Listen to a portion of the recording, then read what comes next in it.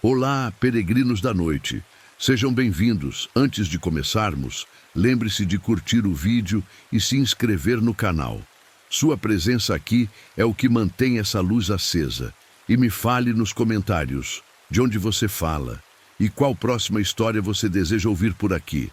Agora, silencie o mundo ao seu redor. Apague as luzes, coloque seus fones de ouvidos, respire e deixe que a história comece. Imagine que aos poucos o barulho do seu dia vai diminuindo, como se alguém fosse abaixando o volume do mundo. As cobranças, os pensamentos repetitivos, as preocupações, tudo isso começa a ficar para trás, como uma cidade que você deixa pelo retrovisor.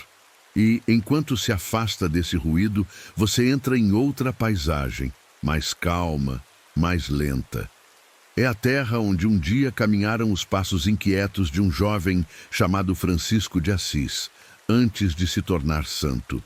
É noite, uma noite tranquila, quase cúmplice. Você caminha por uma estrada de terra que sobe uma colina suave. O ar é fresco, um pouco úmido, com cheiro de terra molhada e lenha queimando ao longe. O mesmo tipo de cheiro que Francisco sentia quando voltava das festas, ainda rico, ainda sonhador, sem imaginar que Deus o chamaria na dor da guerra, na febre de uma doença, no abraço de um leproso. Acima de você, o céu está cheio de estrelas silenciosas, as mesmas que um dia viram esse jovem rico prometer glória a si mesmo. E depois, entregar tudo nas mãos de Deus. À frente, pequenas luzes amareladas começam a aparecer. Janelas acesas, lanternas presas em paredes de pedra, velas atrás de vidros simples. Você está se aproximando de uma pequena cidade, Assis. Essas ruas viram o filho de um comerciante rico andar vestido de seda e mais tarde quase descalço, com uma túnica áspera e um sorriso livre. Aqui ele riu, aqui ele caiu, aqui ele discutiu com o pai, aqui ele ouviu a voz de Cristo pedir: Francisco, reconstrói a minha igreja. Seus passos ecoam de leve nas pedras, como ecoaram os passos apressados de Francisco quando corria para as tavernas, sonhando em ser cavaleiro famoso. Entre uma casa e outra, o vento passa pelos becos estreitos, carregando um murmúrio que parece misturar muitas histórias. A do jovem que foi preso em guerra, a do doente que quase perdeu as forças, a do rico que um dia devolveu as roupas ao pai e ficou nu diante de todos, escolhendo outra vida. Longe, um sino toca devagar. Um som simples, mas que lembra tantas madrugadas em que Francisco rezou por seus irmãos, por pobres, por doentes, pelo lobo de Gúbio que aterrorizava uma cidade e se tornaria manso em suas mãos. A hora exata não importa. Aqui, o tempo não corre contra você. Ele abre espaço para que você escute, com calma, essa história que transforma. Você vê uma pequena igreja humilde, com uma porta de madeira antiga. Poderia ser São Damião, a igrejinha quase em ruínas, onde Francisco entrou angustiado e, ajoelhado diante de um crucifixo, ouviu um chamado que mudou tudo. A fachada é simples, como a Porciúncula, aquela capelinha no meio do campo onde nasceram os primeiros irmãos franciscanos. Nada de ouro, nada de luxo. Só pedra, madeira e um Deus que fala na simplicidade.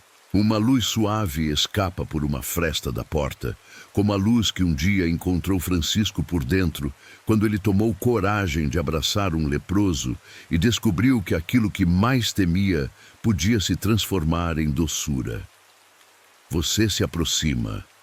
A madeira tem cheiro de tempo, de mãos que já empurraram essa porta, levando alegrias, doenças, pecados, pedidos de perdão, como Francisco fez tantas vezes por si e pelos outros. Você empurra a porta. Ela range de leve, como um suspiro antigo. Lá dentro, o ar muda. Cheiro de incenso, de madeira gasta, de cera derretida. O mesmo ambiente em que Francisco chorou por ter vivido para si e depois sorriu por descobrir que podia viver para todos. O silêncio aqui não é vazio. É o mesmo silêncio em que ele aprendeu a chamar o sol de irmão, a lua de irmã, até a própria morte de irmã, quando já estava doente, cego, cansado, mas em paz. As paredes de pedra parecem guardar ecos de orações. Jovens confusos, pais preocupados, pessoas endividadas, doentes, pecadores arrependidos. E no meio de tudo isso, a voz mansa de Francisco dizendo: o que parecia perda em Deus pode ser começo. Os bancos de madeira gastos ainda sustentam a memória de quem veio buscar força, como os primeiros irmãos que se sentaram ao lado dele para ouvir falar de um Jesus pobre, manso e próximo. Você escolhe um lugar e se senta, respira fundo. O que você viveu hoje? Preocupações com dinheiro, família, trabalho, medo do futuro. Não desaparece, mas por alguns instantes você as coloca ao lado, como um jovem de Assis um dia colocou, aos pés do altar, suas roupas ricas, seus projetos de glória e o orgulho de filho mimado. Ele saiu de lá mais leve. Você também é convidado a, pelo menos, aliviar um pouco o peso. À frente, a imagem de São Francisco de Assis. Túnica marrom, cordão com 3 nós. Pobreza, obediência, castidade. O rosto sereno, mas com marcas de quem enfrentou guerra, doença, rejeição, incompreensão. O olhar parece entender coisas que você vive. As expectativas do mundo, o medo de decepcionar, a culpa por falhas, a insônia de quem não sabe o que fazer. Em algumas imagens, ele segura um crucifixo, lembrando o Cristo que ele quis imitar até receber, em Laverna, as marcas da paixão nas próprias mãos e pés. Em outras, um pássaro descansa em sua mão, lembrando a alegria simples daquele que pregou até para as aves. Enquanto você o observa, sua respiração desacelera. O ar entra pelo nariz, frio e suave, e sai pela boca como quem solta um peso que estava guardado há dias. Você não está apenas em uma igreja imaginária, está entrando no clima da vida de um homem real, que também teve medo do futuro, também errou, também buscou sentido, também chorou em silêncio antes de encontrar paz. Você não precisa ser santo nem muito religioso, nem saber rezar certo. Francisco também não começou pronto. Ele foi um jovem vaidoso, amigo de festas, apaixonado por glória humana.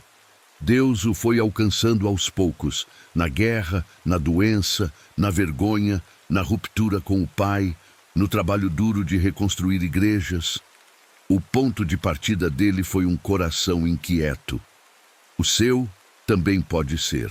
Se quiser, imagine-se sentado no chão de pedra, perto de uma janelinha por onde entra um fio de luar. É fácil imaginar Francisco ali, anos atrás, de joelhos, perguntando a Deus: o que queres de mim? A pedra é fria, mas a frieza lembra que você não tem que estar bem o tempo todo. Francisco também teve noites sem respostas, e mesmo assim, Deus foi costurando tudo. Você escuta passos leves no corredor da igreja. Na sua imaginação, é o próprio Francisco que se aproxima. Não o santo de vitral, mas o jovem que largou tudo, que dormiu na terra, que abraçou leprosos, que conversou com lobos, que aceitou ser chamado de louco por amor a Cristo.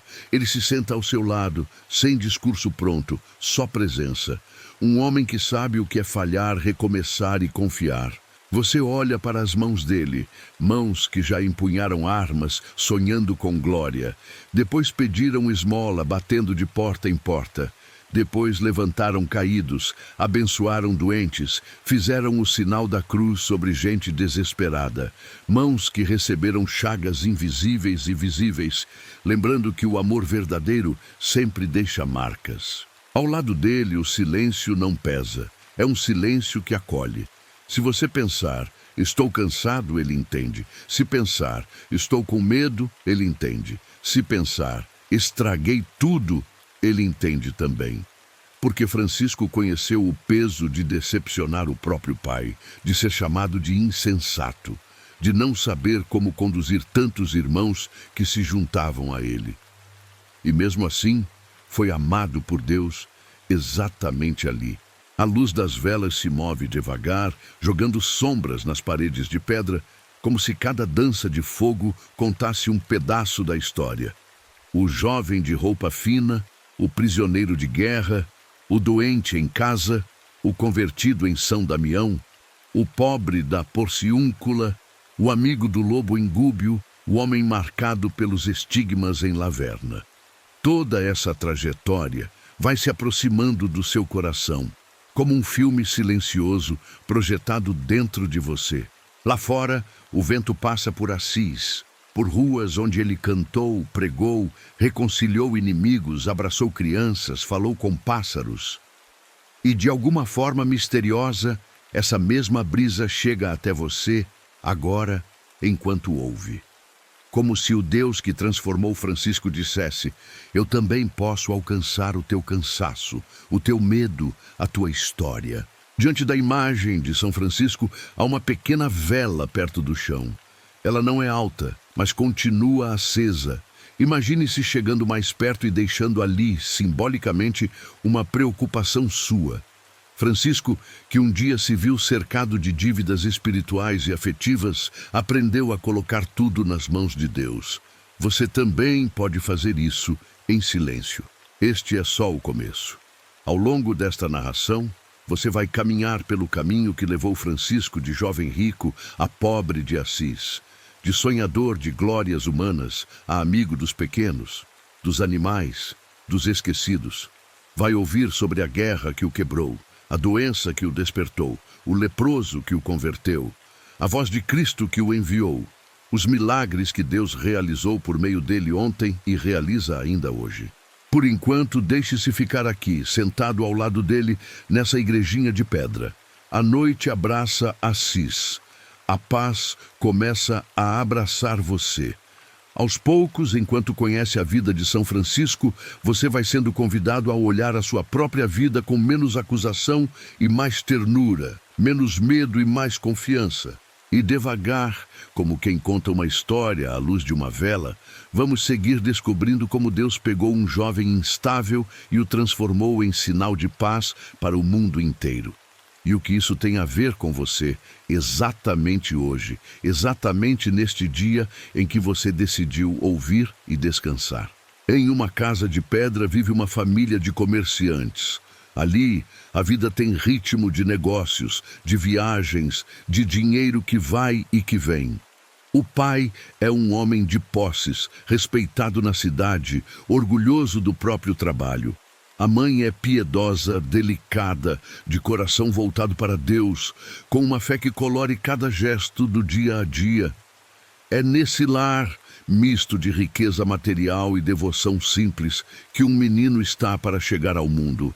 Esse menino, que mais tarde o mundo conheceria como Francisco, começa sua vida assim, envolto em lençóis de tecido macio, acolhido por mãos amorosas, cercado por uma casa onde não falta pão, nem vinho, nem roupas, nem conforto. Ele nasce em um mundo em que sua família tem o suficiente e um pouco mais, em uma casa em que a pobreza é vista mais nas ruas do que ao redor do próprio leito. O menino vai crescendo e a casa onde ele vive respira abundância. Os tecidos são finos, as refeições são fartas, as conversas giram em torno de negócios, de viagens, de oportunidades. Francisco cresce sendo chamado a participar desse mundo de possibilidades materiais, onde o respeito é medido muitas vezes pelos bens, pelas roupas, por quem você conhece, por onde você pode entrar.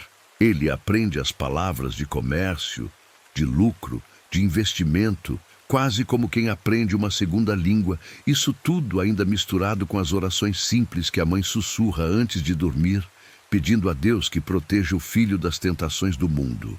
Você pode imaginá-lo adolescente, caminhando pelas ruas de Assis, com roupas bem cuidadas, um manto que denuncia a situação confortável de sua família.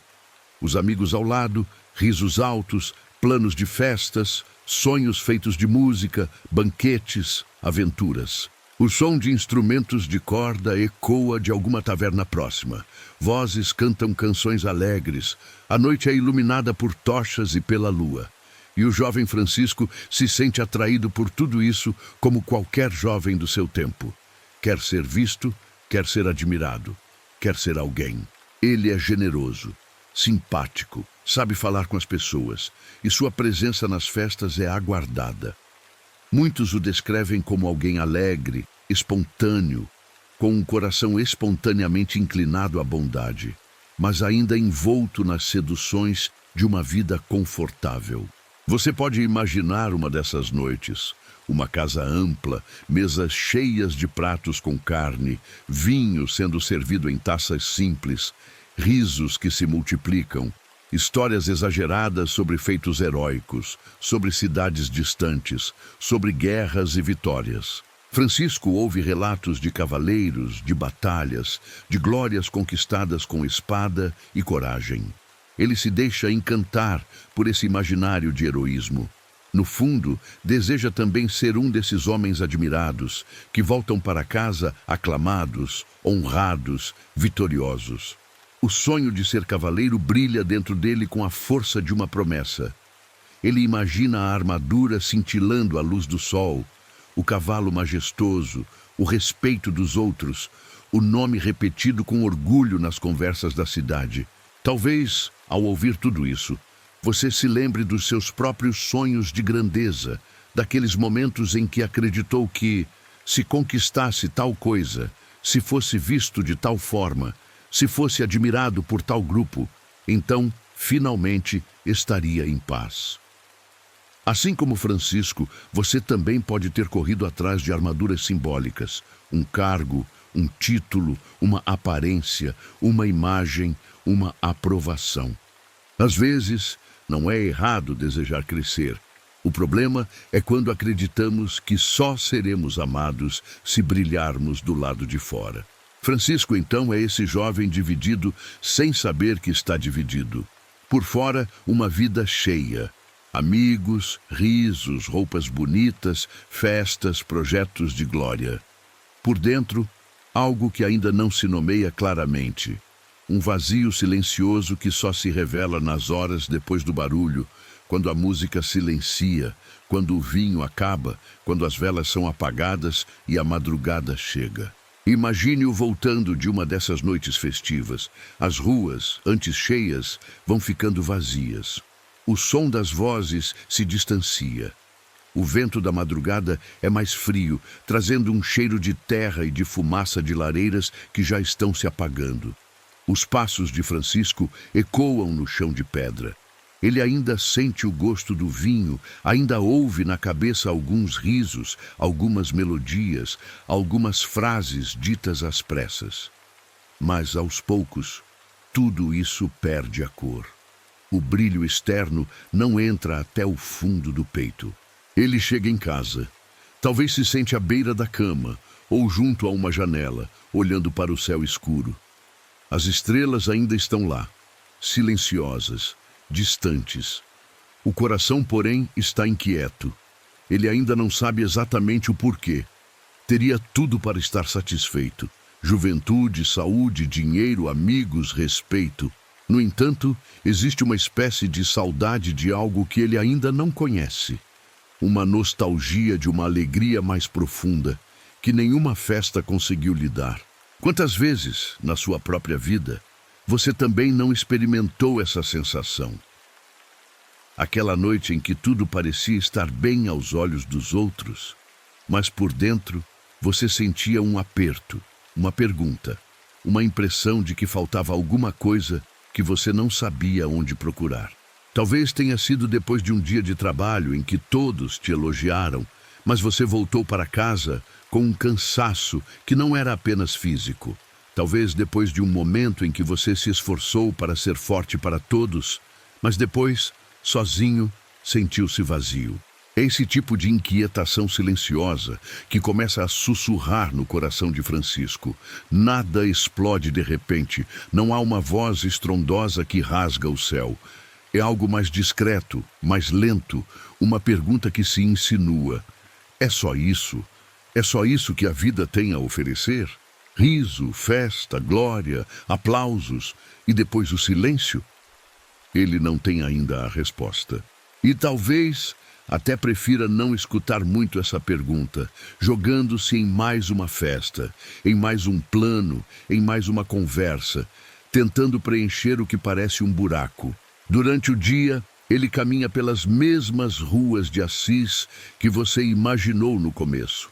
Vê mendigos sentados nas portas dos prédios, crianças com roupas gastas correndo pelas vielas, doentes que carregam no corpo marcas de sofrimento.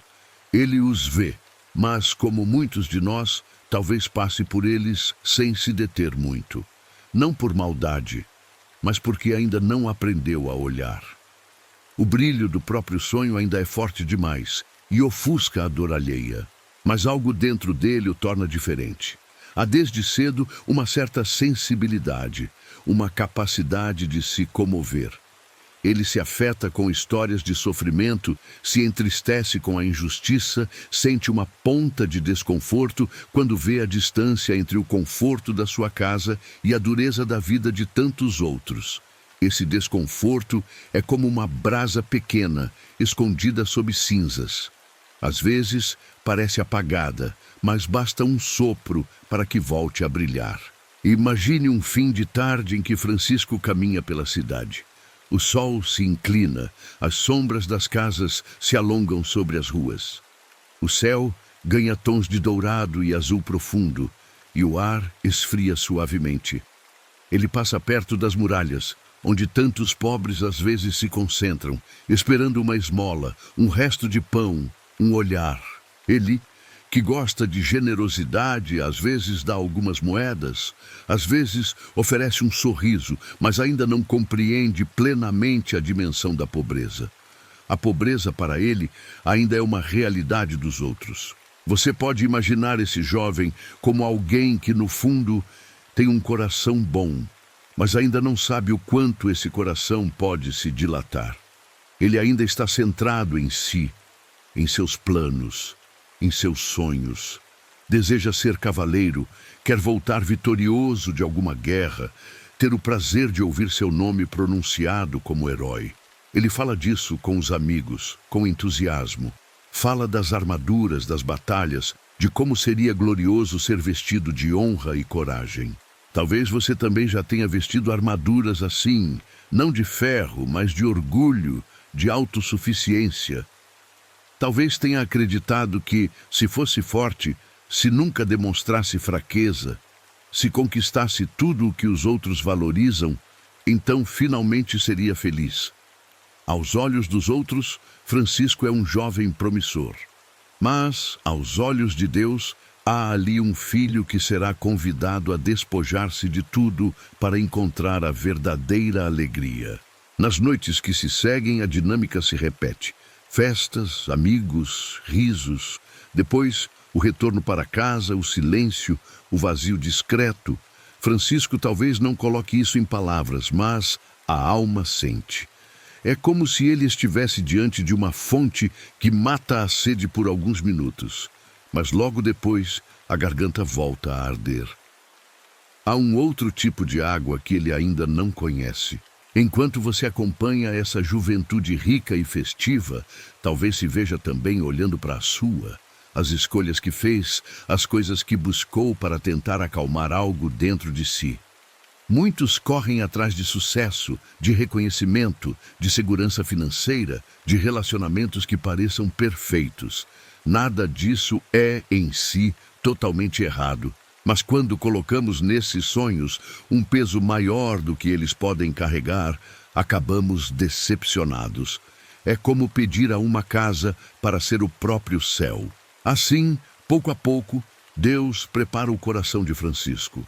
Permite que ele experimente a alegria superficial e o vazio que vem depois, para que ele perceba, sem que ninguém precise explicar, que a vida tem mais profundidade do que isso.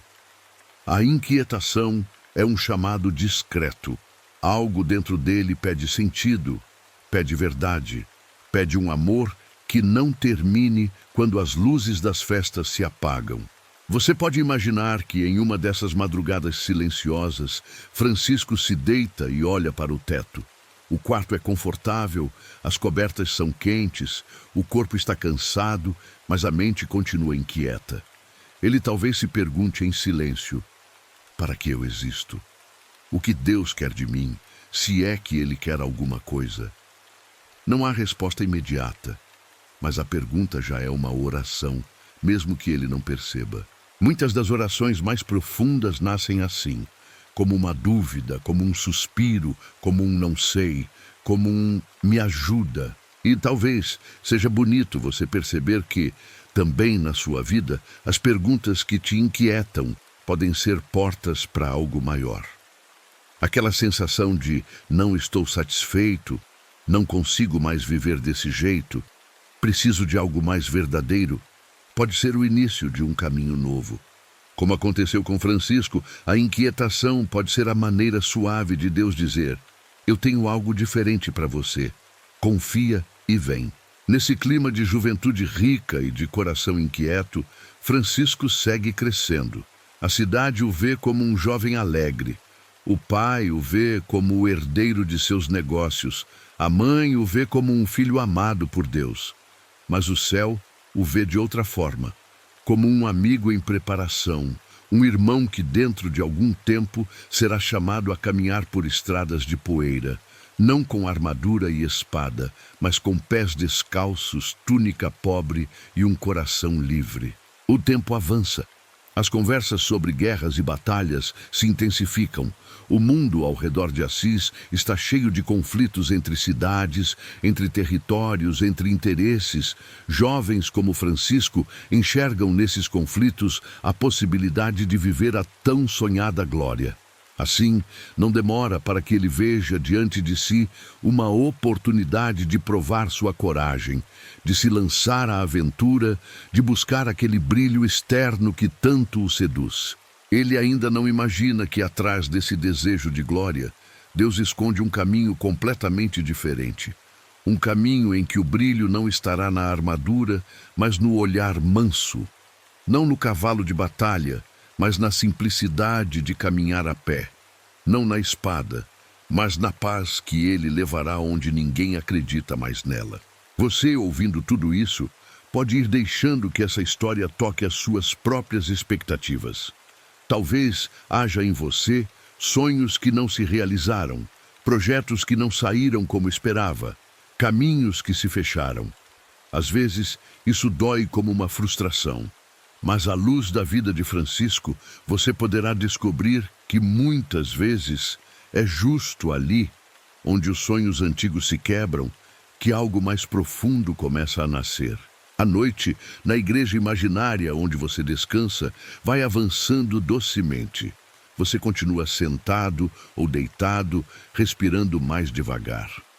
Agora, você conhece um pouco mais do jovem Francisco, um rapaz cheio de vida, de sonhos, de risos, mas também habitado por um vazio silencioso, por perguntas sem resposta. Um jovem que ainda não sabe, mas está prestes a ser conduzido por caminhos que transformarão completamente a sua história. Daqui a pouco, você vai acompanhar esse jovem quando ele se aproximar da guerra, quando o corpo forte for confrontado com a fragilidade, quando a saúde se curvar à doença, quando a ambição de glória se encontrar com o fracasso e a desilusão. Mas por enquanto basta guardar esta imagem.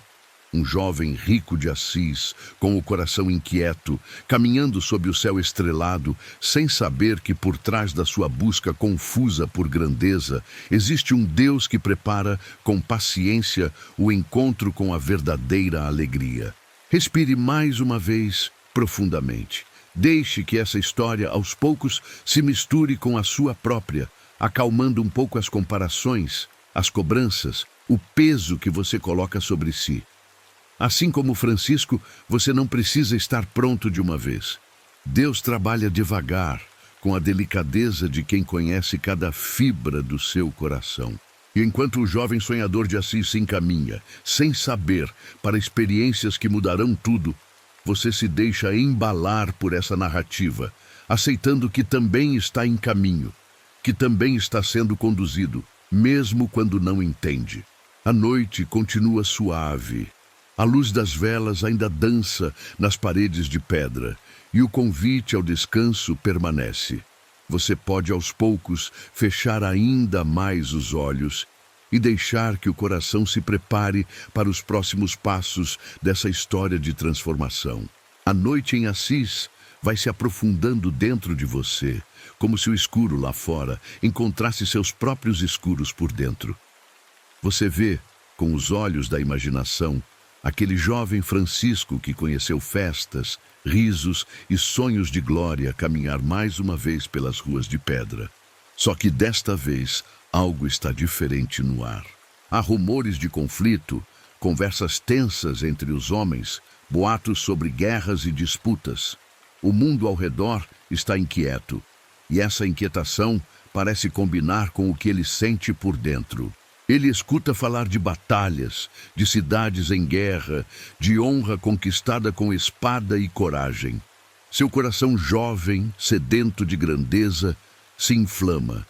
A ideia de ser cavaleiro, de vestir uma armadura brilhante, continua fascinando.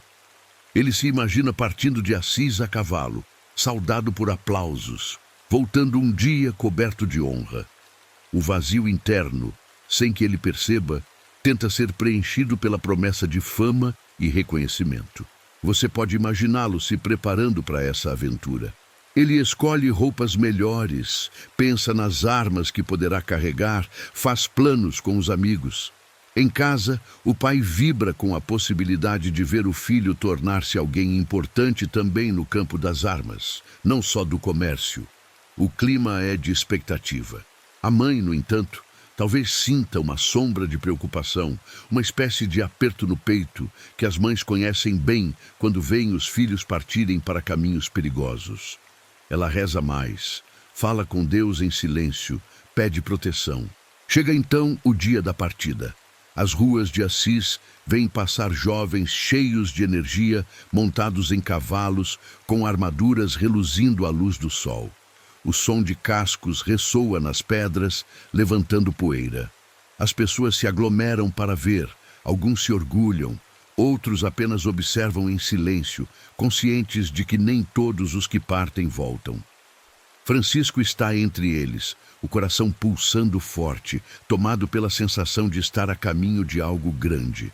Talvez você consiga ouvir o som metálico das peças da armadura se chocando levemente umas contra as outras, o farfalhar das capas, as vozes misturadas, a saudação dos conhecidos. O vento bate no rosto de Francisco enquanto o cavalo avança. O cheiro é de suor, de ferro, de couro, de terra. Ele se sente quase como um herói de histórias que escutava nas tavernas, pronto para viver a sua própria lenda. Mas assim como tantas vezes acontece na vida, a história que ele imaginou para si não é a que será escrita. Acontece um revés. Ele é capturado, vê de perto a face da derrota, do medo, da fraqueza. O sonho de glória se quebra como um vidro. Nada do que ele tinha imaginado acontece como desejava. A guerra não se revela um palco brilhante, mas um cenário de gritos, dor e desilusão. Você pode imaginar o contraste. O jovem que saiu confiante, cheio de planos, agora experimenta a experiência amarga da prisão, do cativeiro, da impotência. O ambiente é frio, úmido, o cheiro de mofo, de suor acumulado, de medo no ar. Os dias são longos, repetitivos, marcados por incerteza. Ele, que se via como cavaleiro vitorioso, agora se vê fragilizado, sem poder, sem glória. A armadura, símbolo de força, aos poucos perde sentido, tornando-se apenas um peso. Nesse cenário, a mente tem tempo demais para pensar. As perguntas que antes eram abafadas pelas festas e pelos planos, agora aparecem com toda a força. O que eu estou fazendo aqui? Para que tudo isso?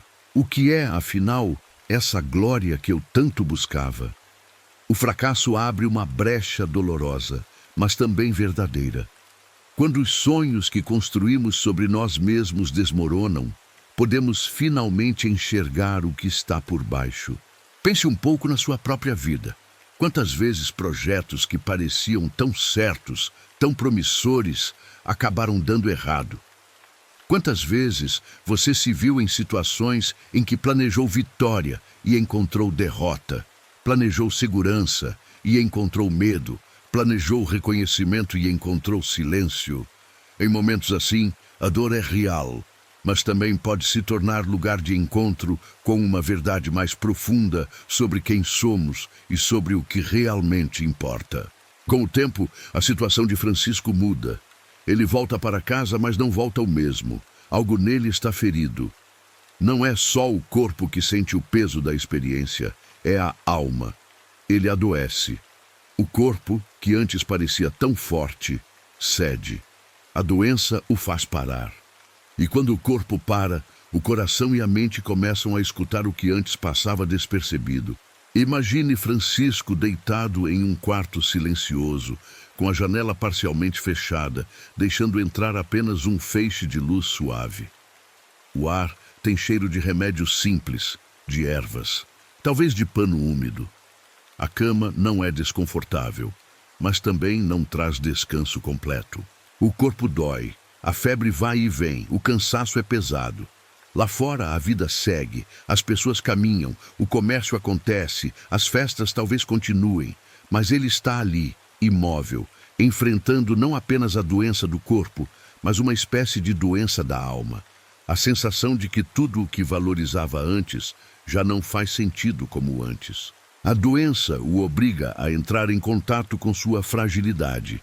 Ele, que quis ser cavaleiro glorioso, agora se vê vulnerável, dependente dos cuidados dos outros.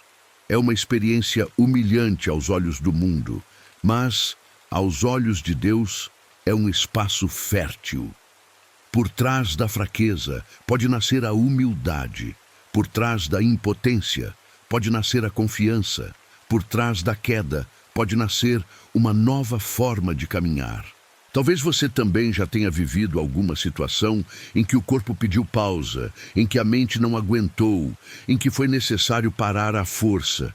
Uma doença, uma crise, um cansaço extremo, um esgotamento emocional. Momentos assim podem parecer injustos, cruéis, sem sentido. Mas quando vistos à luz da história de Francisco, podem ser compreendidos como convites. Não convites ao sofrimento por si, mas à descoberta de uma vida mais verdadeira, mais alinhada com aquilo que permanece. Aos poucos, durante esse tempo de doença, os valores de Francisco começam a ser questionados de dentro para fora. A glória, o brilho, a riqueza, o status, tudo isso fica esmaecido diante da experiência concreta da dor. Ele passa a experimentar uma espécie de silêncio interior, um vácuo onde antes havia muitos planos barulhentos. É desconfortável estar aí, mas é precisamente aí que Deus começa a sussurrar com mais clareza. Quando ele finalmente se recupera parcialmente, não volta a ser o mesmo jovem de antes. Ele ainda sente a atração de algumas coisas, ainda está em processo, ainda não é o São Francisco que o mundo conhecerá, mas já existe dentro dele uma rachadura. E por essa rachadura, a luz começa a entrar. É nesse contexto que acontece um dos encontros mais transformadores da sua vida. O encontro com o leproso. Até então, como muitos da sua época, Francisco tinha medo e repulsa pelos leprosos. A lepra era vista não só como doença física, mas quase como uma maldição. O corpo deformado, as feridas abertas, o cheiro forte, o isolamento social, tudo isso provocava medo, afastamento, nojo.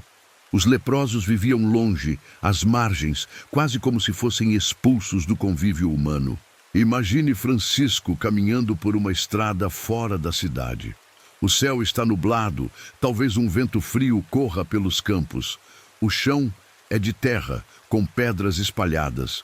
Ele caminha, talvez ainda lutando com seus pensamentos, com suas desilusões, com o desconforto de sentir que nada é como antes. De repente, ao longe, ele vê uma figura. Aos poucos a figura se aproxima, ou ele é quem se aproxima dela. O coração acelera quando percebe que é um leproso. A túnica rasgada, o corpo marcado por feridas, o rosto talvez deformado, as mãos enfaixadas. o cheiro forte. Tudo dentro dele, por reflexo, quer se afastar. O instinto é recuar, virar o rosto, se proteger. Durante toda a vida, ele aprendeu a temer essa realidade, a evitá-la. Mas algo diferente acontece. Aquele jovem que já havia experimentado a doença, o cativeiro, a fragilidade, sente um impulso interior que não consegue explicar. É como se uma voz silenciosa no coração dissesse: vai, aproxima-te, vê de verdade quem é esse irmão. Esse chamado não vem com barulho, vem como incômodo, como um convite que parece contrariar tudo o que o medo grita. Você pode imaginar aquele momento em câmera lenta. Francisco para, o vento passa entre eles. O leproso talvez mantenha os olhos baixos, acostumado à rejeição, talvez esperando que ele vá embora, como tantos outros. Há um espaço de decisão. Ou ele se afasta, repetindo a lógica do mundo, ou ele se aproxima, abrindo-se a uma lógica nova, desconhecida, arriscada. Ele respira fundo. O medo ainda está ali, mas há algo mais forte. Dá um passo, depois outro. O leproso percebe que ele não está indo embora, mas vindo em sua direção. Talvez fique confuso, talvez se assuste. Francisco, com o coração batendo acelerado, se aproxima o suficiente para ver as feridas de perto, para sentir o cheiro, para enxergar o olhar cansado daquele homem. Nesse instante, algo se quebra dentro dele. A distância, a barreira invisível entre eu e eles, limpo e impuro, aceitável e rejeitado. Francisco se inclina e faz o que até então ele consideraria impossível. Abraça o leproso, toca suas feridas, aproxima o rosto, acolhe aquele corpo ferido como se acolhesse o próprio Cristo. O gesto é simples por fora, mas gigantesco por dentro. Você pode imaginar o choque do coração dele. O medo, que era tão enorme, começa a se dissolver em uma sensação estranha de paz. Aquilo que antes ele considerava insuportável, agora é lugar de encontro com algo sagrado. Como se por trás da pele doente houvesse um mistério de amor escondido, esperando ser tocado. Ele sente de maneira profunda que aquele abraço, aquele beijo, aquele toque não são apenas ações de caridade, mas uma espécie de encontro com Deus no lugar onde menos esperava. Talvez você, na sua vida, tenha também leprosos simbólicos, pessoas, situações, partes de você mesmo que são difíceis de encarar, que você tende a evitar, que provocam medo ou vergonha. O encontro de Francisco com o leproso é um convite para reconhecer que Deus pode se esconder justamente ali, onde você menos gostaria de olhar, nas feridas, nas fragilidades, nos excluídos, inclusive nos excluídos de dentro de você. Depois desse encontro, Francisco se afasta, mas não sai igual. Ele percebe que algo mudou. O que antes era amargo tornou-se doce. O que antes dava medo tornou-se lugar de liberdade. Essa experiência abre uma porta enorme em seu interior. Ele começa a pressentir que a verdadeira grandeza não está em armaduras brilhantes, mas em tocar com amor aquilo que o mundo rejeita. É nesse clima de coração já mexido, de olhos que começam a ver de forma diferente, que ele se aproxima de um pequeno lugar que será palco de outro grande encontro, a igrejinha de São Damião. Imagine uma capela antiga, simples, meio abandonada, com paredes gastas, o teto pedindo reparo, o chão irregular. O ar dentro é frio, a luz entra por pequenas frestas, desenhando linhas suaves no pó suspenso. O silêncio é profundo, cortado talvez apenas pelo canto distante de algum pássaro. Francisco entra ali atraído, talvez, por um desejo confuso de rezar, de encontrar respostas, de simplesmente estar em um lugar onde pudesse derramar a alma sem testemunhas. Ele vê um crucifixo antigo, talvez escurecido pelo tempo, pendurado sobre o altar. A figura de Cristo pregado na cruz olha para ele com um olhar que não é de condenação, mas de amor sofrido e fiel. Ele se ajoelha, O chão é duro, a pedra é fria, mas o gesto de se colocar de joelhos, de curvar o corpo, expressa o que o coração já começa a sentir: necessidade, dependência, busca. Lá, diante daquele crucifixo, ele traz na mente todas as experiências recentes: a guerra que não deu certo, a doença que o fez parar, o encontro com o leproso que o abalou, a sensação crescente de que Deus o chama para algo que ele ainda não entende. O silêncio é tão grande que parece que o próprio ar espera. E é nesse silêncio que, segundo a tradição, ele escuta, de modo misterioso, uma voz que vem do crucifixo. Não é um grito, não é algo que arrebenta os ouvidos. É uma voz que ressoa dentro e fora ao mesmo tempo, dizendo: Francisco, vai e reconstrói a minha igreja, que, como vês, está em ruínas. Você pode imaginar o impacto dessas palavras. Ele olha ao redor e vê de fato paredes rachadas, telhado danificado, sinais de abandono. Seu coração simples interpreta, num primeiro momento, esse chamado de forma literal. É preciso consertar essa igreja, arrumar as pedras, reparar o teto. E ele toma isso a sério. Volta tantas vezes, trabalha com as próprias mãos, pede pedras, dedica seu esforço físico à reconstrução daquele pequeno templo. Mas aos poucos, aquele chamado vai ficando maior dentro dele. Reconstrói a minha igreja. Pode ser que, sem perceber, ele comece a entender que não se trata apenas de pedras e telhados, mas também de pessoas, de corações, de uma forma de viver a fé que precisa ser restaurada na simplicidade do Evangelho. A voz que ele escuta ali é, ao mesmo tempo, concreta e profunda, chamando-o a algo que ainda está sendo revelado passo a passo. Enquanto ele se levanta daquela oração, algo dentro dele se decide. O jovem que antes buscava glória começa a buscar sentido. O que antes era busca por honra passa a ser desejo de servir. O que antes era obsessão por ser grande começa a se transformar em vontade de ser pequeno, de ser menor. Uma nova direção se desenha em sua vida. Você, ouvindo tudo isso, talvez se veja também diante dos seus próprios São Damiões, lugares, momentos, situações em que você, fragilizado, doente, cansado, escutou de alguma forma um chamado interior. Pode ter sido uma intuição, uma sensação de que precisava mudar algo, de que não dava mais para viver do mesmo jeito, de que era hora de reconstruir alguma coisa em você ou ao seu redor que estava em ruínas. Não precisa ter sido uma voz audível. Às vezes basta um incômodo que insiste, um convite que retorna, um desejo de recomeçar. Texto padrão Francisco, a partir desse encontro, começa a dar passos cada vez mais ousados. Ele ainda enfrentará incompreensões, conflitos com o Pai, rupturas dolorosas. Mas a direção está traçada. A partir da experiência da guerra, da doença, do leproso e do crucifixo de São Damião, ele compreende que a verdade da vida não está no brilho, mas na cruz. Não na força aparente, mas na entrega. Não na riqueza externa, mas na pobreza que se apoia totalmente em Deus. Enquanto você permanece na sua pequena igreja imaginária, respirando devagar, talvez consiga sentir que essa história não é apenas sobre um jovem de séculos atrás, mas também sobre você. Sobre as guerras que você travou, sobre as doenças que te pararam, sobre as pessoas ou partes de você mesmo que você aprendeu a evitar, sobre os chamados discretos que Deus já te fez. Nada disso precisa ser motivo de culpa. Pelo contrário, pode ser, a partir de hoje, matéria-prima de reconstrução.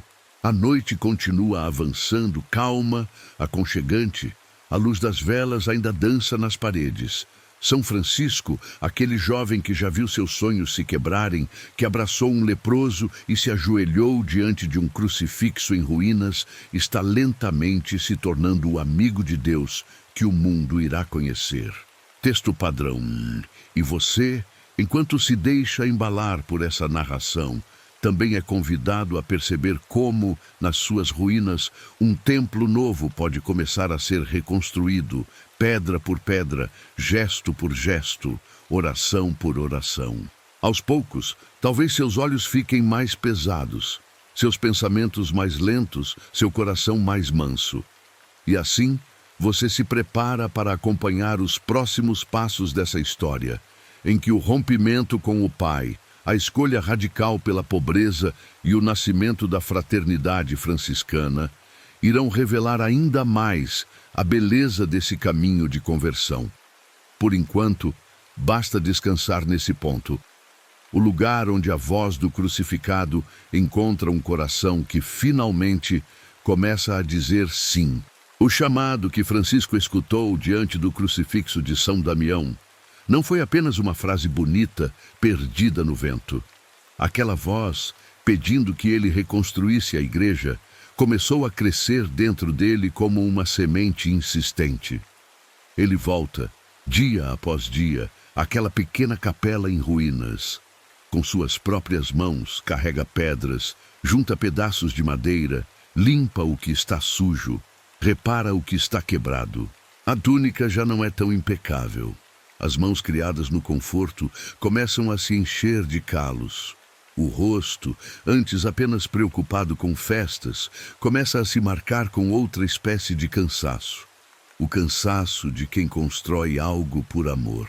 Mas para poder manter esse trabalho, Francisco precisa de recursos, não para si, mas para a obra que ele acredita estar realizando para Deus. Ele começa a vender alguns tecidos do pai, a usar parte da riqueza da família para ajudar os pobres, para sustentar a reconstrução daquela capelinha quase abandonada. No coração dele, faz sentido. Tudo pertence a Deus. E se Deus está pedindo, por que não usar o que tem? Só que aos olhos do pai, isso é um escândalo. O pai de Francisco, homem acostumado ao comércio e ao cálculo, vê com preocupação e irritação o comportamento do filho. Para ele, aquelas atitudes parecem desperdício, irresponsabilidade, loucura. O que antes era orgulho, ter um filho alegre, sonhador, promissor, começa a se transformar em incômodo. As pessoas comentam. Falam do jovem que, ao invés de seguir a carreira prevista, agora anda diferente, veste-se de modo mais simples, se aproxima dos pobres, reconstrói igrejinhas velhas como se isso fosse o centro da vida. Você pode imaginar as discussões em casa. Vozerio mais alto, mãos que gesticulam nervosas, o pai exigindo explicações, o filho tentando falar de um chamado interior que o outro não consegue entender. Talvez você já tenha vivido algo parecido. Um movimento dentro de você, uma mudança, um desejo de viver com mais verdade e simplicidade, e pessoas ao redor que não entendem, que julgam, que dizem que você enlouqueceu, que está desperdiçando oportunidades. Para o pai de Francisco, o que está em jogo não é só dinheiro, mas honra, reputação, status. Ter um filho que se comporta de maneira tão estranha é um motivo de vergonha. Ele tenta controlar, dar ordens, impor limites. Francisco, por sua vez, sente-se dividido. Ama o pai, mas sente que não pode trair o chamado que ouviu.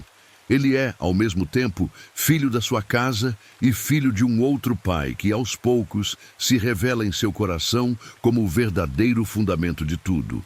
A tensão aumenta, até que finalmente o pai o leva diante das autoridades da cidade e também diante do bispo para resolver a situação de uma vez por todas.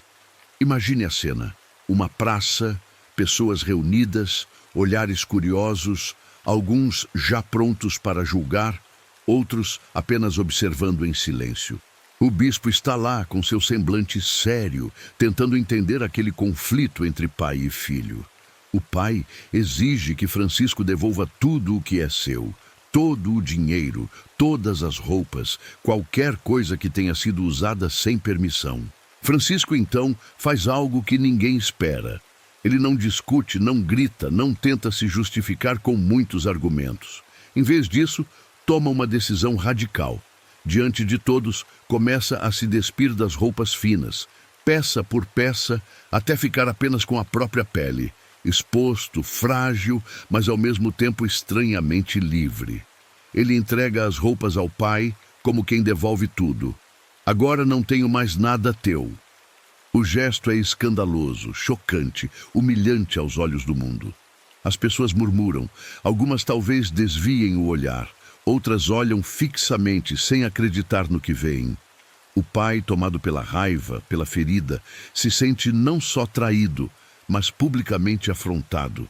O bispo, tocado por aquela cena tão extrema, se levanta, cobre o corpo nu de Francisco com o seu próprio manto, como quem diz: se tu renuncias ao pai terreno, lembra que tens um pai no céu que não te abandonará.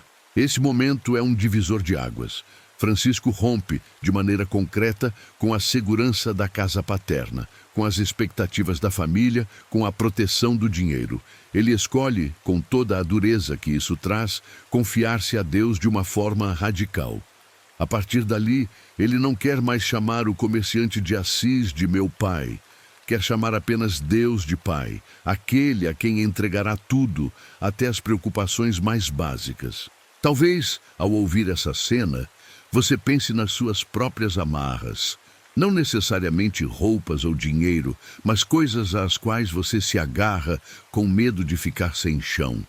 A necessidade de aprovação, o medo do que vão pensar, a exigência de seguir um caminho que não é verdadeiramente seu, apenas para não decepcionar ninguém. Nem sempre somos chamados a gestos externos tão radicais. Mas o coração, muitas vezes, é convidado a esses desapegos invisíveis.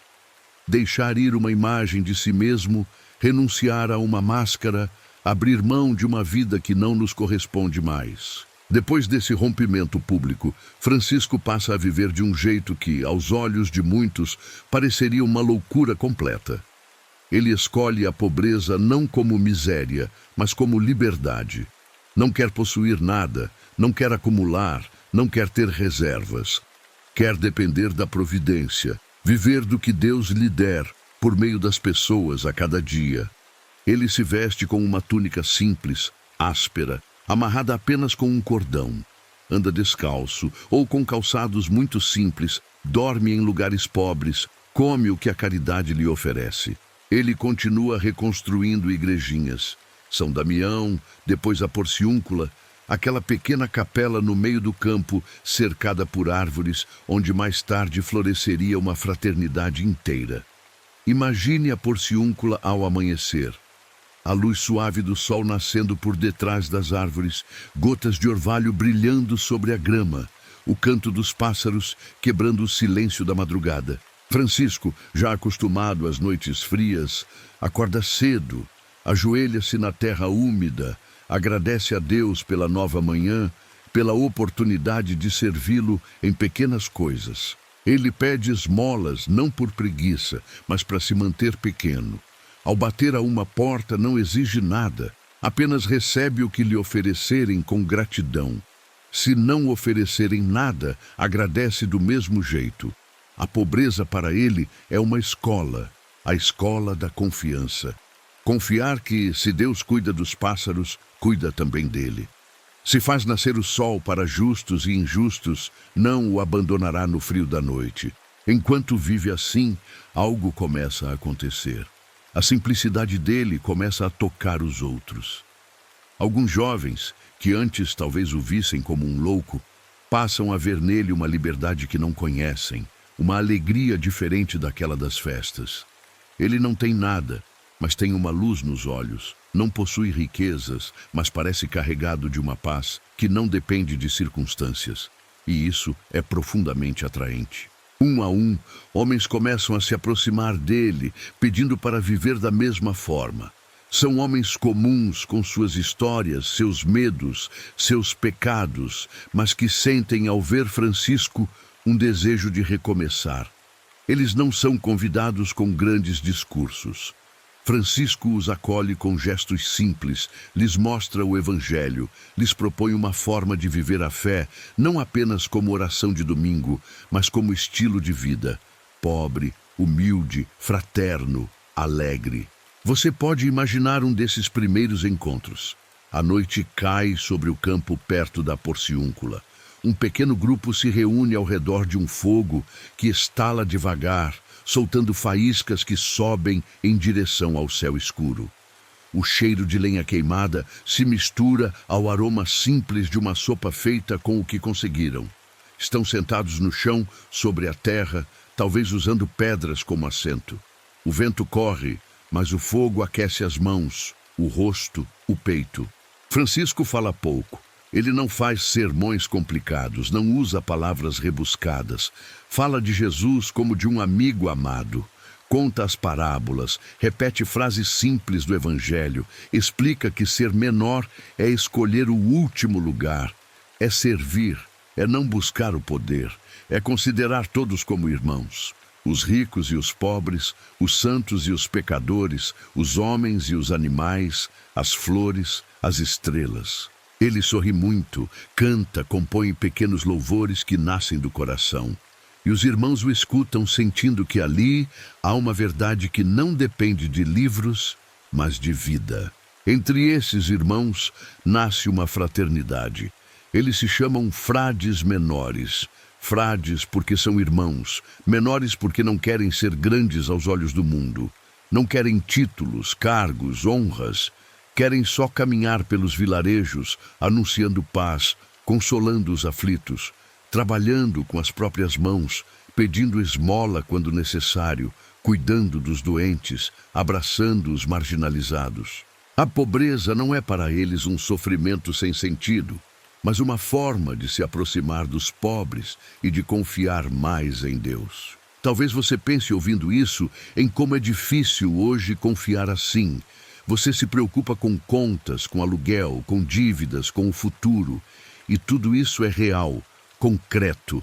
A vida exige responsabilidade.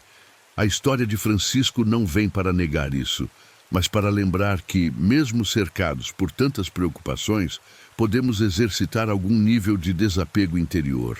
Não colocar nossa alma inteira no dinheiro. Não deixar que a ansiedade financeira seja a única voz dentro de nós.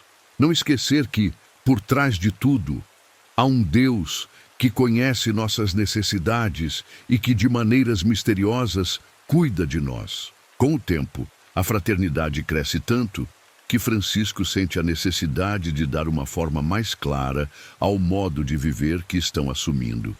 Ele escreve uma regra simples, quase toda feita de trechos do Evangelho. Nada complicado, nenhum sistema pesado, apenas um convite a viver como irmãos, na pobreza, na obediência, na castidade, na alegria e no serviço. Ele não quer inventar nada extraordinário, quer apenas viver o Evangelho sem mistura. Eles decidem levar essa forma de vida ao Papa, em Roma, para pedir aprovação. Imagine essa viagem. Um pequeno grupo de homens de túnica pobre, sandálias gastas, pés sujos de estrada, coração cheio de fé, dirigindo-se à grande cidade onde a igreja se apresenta em toda sua estrutura, com prédios, cerimônias, autoridades. O contraste é grande. De um lado, a pequenez desses irmãos, de outro, a grandeza visível das instituições. No entanto, é justamente nisso que reside a força deles. Sua pobreza desarma, sua alegria simples conquista. Segundo a tradição, depois de algumas resistências e desconfianças, o Papa percebe no modo de viver daqueles homens um sopro do próprio Espírito. Aprova então, de maneira inicial, a forma de vida dos frades menores. É como um reconhecimento de que a loucura de Francisco é, na verdade, sabedoria de Deus. Eles voltam felizes, não com orgulho, mas com um senso humilde de missão. Agora, o que vivem não é apenas algo pessoal, mas um caminho que a igreja acolhe e envia. O grupo continua a crescer. Homens de diferentes idades e origens se juntam à fraternidade, atraídos pela simplicidade do estilo de vida, pela presença de Francisco, pela beleza de caminhar sem nada possuir, mas sentindo-se, de algum modo, donos de tudo o que é de Deus: o céu, o sol, a lua, as aves, os campos, os pobres, os doentes, todos como irmãos. É nesse contexto de fraternidade nascente que aparece, na vida de Francisco, a figura de uma jovem mulher que também será profundamente marcada por sua espiritualidade. Clara. Ela é de família nobre, conhece o conforto, mais ainda que ele conheceu na juventude, mas se sente, assim como Francisco um dia se sentiu, inquieta diante das seduções do mundo. Ao ouvir falar daquele homem pobre, alegre, inflamado de amor a Deus, algo desperta em seu coração. Texto padrão: Clara procura Francisco, busca orientações, deseja seguir o mesmo caminho de pobreza e entrega. Ele a escuta com respeito, percebe a seriedade de seu desejo e, com delicadeza, a ajuda a dar os primeiros passos. Assim nasce a família das Clarissas, as irmãs que, no silêncio dos mosteiros, vivem também a pobreza, a oração, a entrega total. Mas a história dela se entrelaça mais à frente e o fio da fraternidade continua se desenrolando. Em meio a tudo isso, o que mais impressiona na figura de Francisco é sua alegria. Ele não tem mais as roupas finas, as festas, os banquetes, os planos de glória. Tem noites frias, caminhos longos, fome em alguns momentos, incompreensões, críticas, rejeições. E ainda assim canta. Louva a Deus pelo sol que nasce, pela lua que brilha, pelo vento que sopra, pela água que corre, pela terra que o sustenta, pelos irmãos, pelos pobres, até mesmo pelas dificuldades.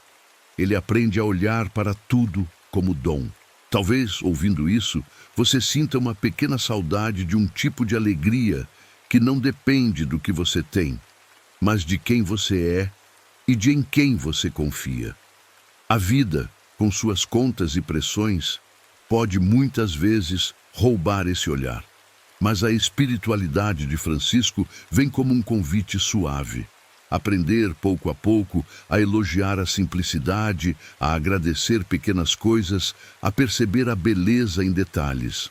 No cheiro de café pela manhã, na brisa que entra pela janela, no sorriso de alguém, no abraço de um amigo, no silêncio da noite enquanto você se prepara para dormir.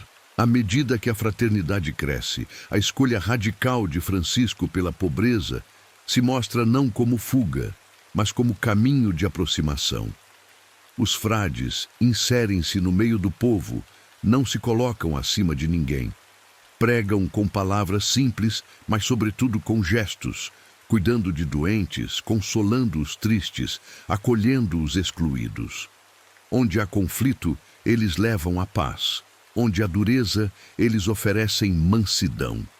Onde há desespero, eles falam de esperança. Você pode imaginar um dia comum na vida desses irmãos. Amanhece, o sino de uma pequena capela toca, chamando-os à oração.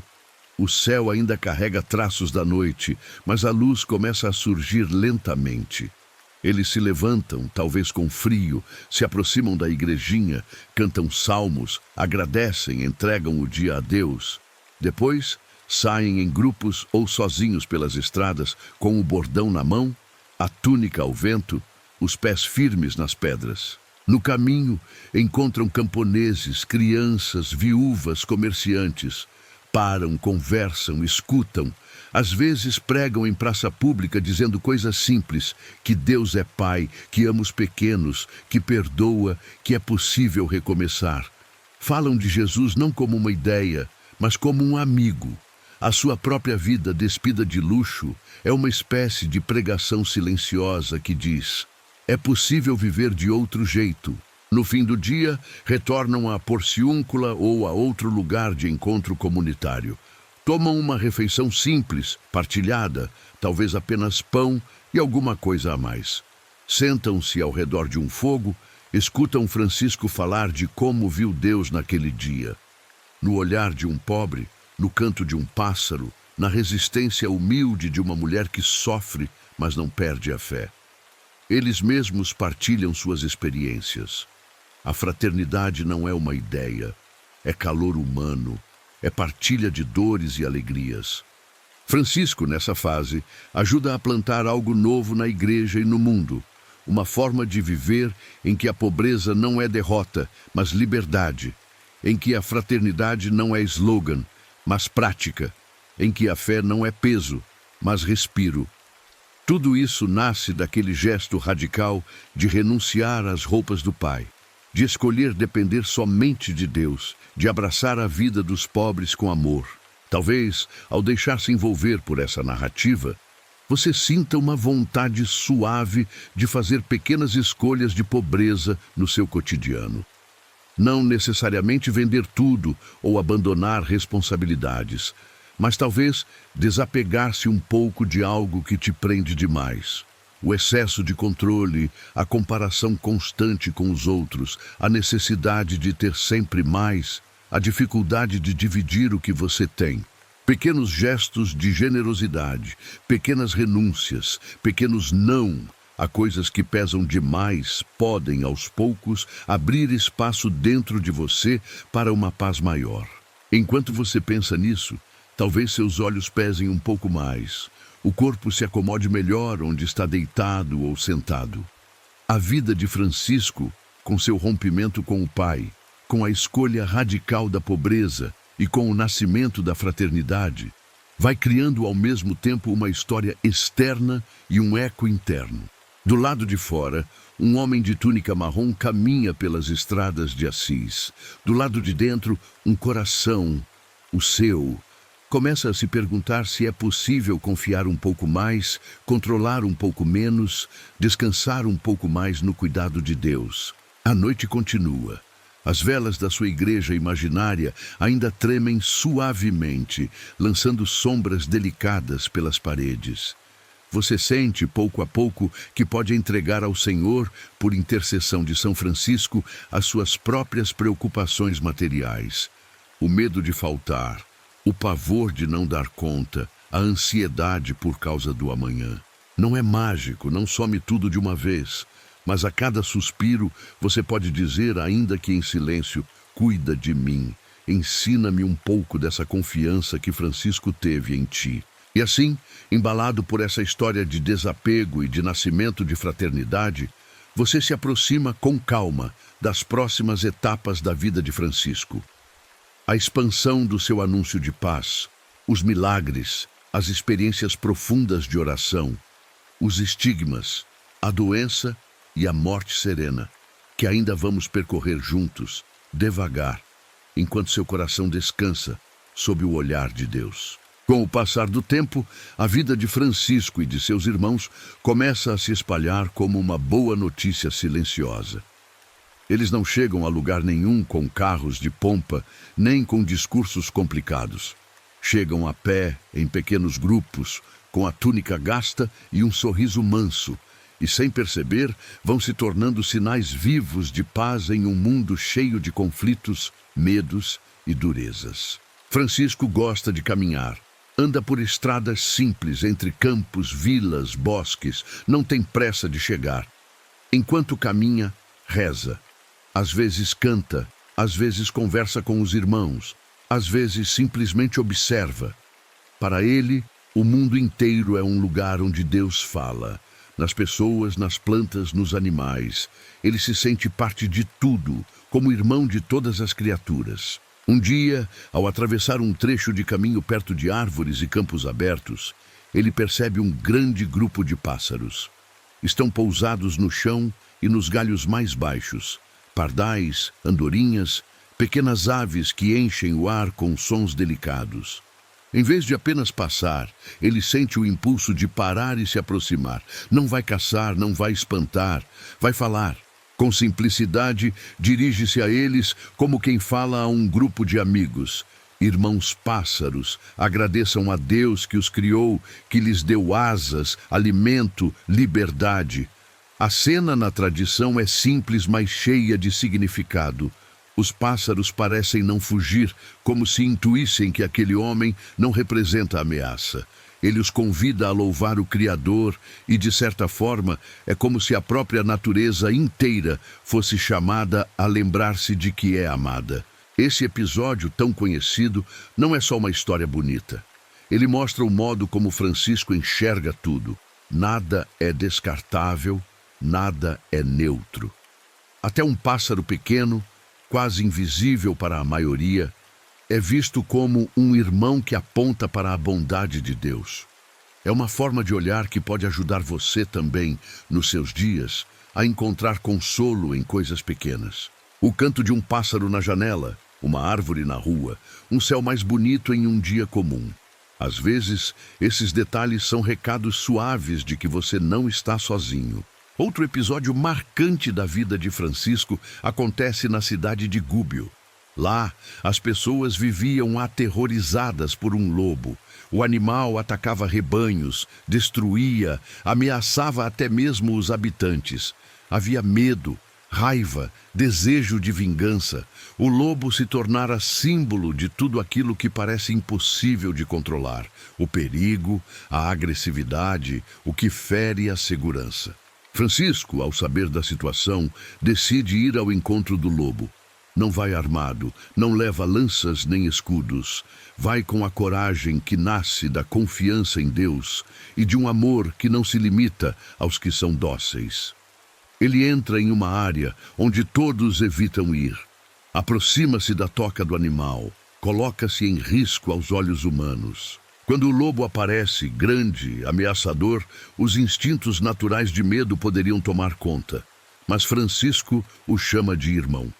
Fala com firmeza e doçura, como quem acredita que até no coração mais ferido ainda há um lugar onde a paz pode entrar.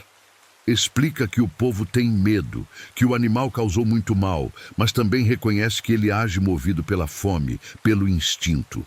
Propõe uma espécie de pacto. Se o lobo deixar de atacar, o povo de Gúbio se comprometerá a alimentá-lo. Segundo a tradição, o animal se acalma. Aproxima-se manso, como se reconhecesse naquele homem um tipo diferente de força. Não a força que domina pela violência, mas a força que nasce da paz interior. Francisco estende a mão, o lobo também com a pata, em um gesto que o povo interpretará como sinal de acordo. A partir de então, o lobo passa a viver perto da cidade sem mais atacar, alimentado e aceito. Esse relato é mais do que uma fábula. Ele fala do poder da reconciliação. O lobo pode representar também o que existe de ameaçador em nós. A raiva, o impulso de ferir, a agressividade que sai quando estamos machucados. Francisco acredita que até isso pode ser pacificado com amor. Talvez na sua vida haja lobos, pessoas difíceis, situações pesadas, emoções intensas. Não é simples nem rápido, mas a história do lobo de Gúbio lembra que a paz não se faz só matando o lobo. Às vezes é preciso acolher, compreender, transformar. Além desses encontros com a natureza, a vida de Francisco é cheia de pequenos e grandes sinais de cuidado de Deus. Ele não faz show de milagres. As coisas vão acontecendo no fluxo da vida, como frutos de uma confiança profunda. Muitas pessoas que se aproximam dele buscam consolo, cura, orientação.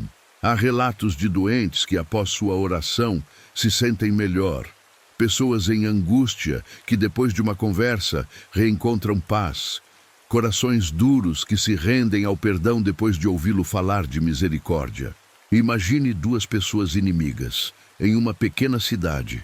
Anos de brigas, ofensas, disputas por terra, por honra, por heranças. Uma família não fala com a outra, as crianças crescem ouvindo histórias de ódio antigo.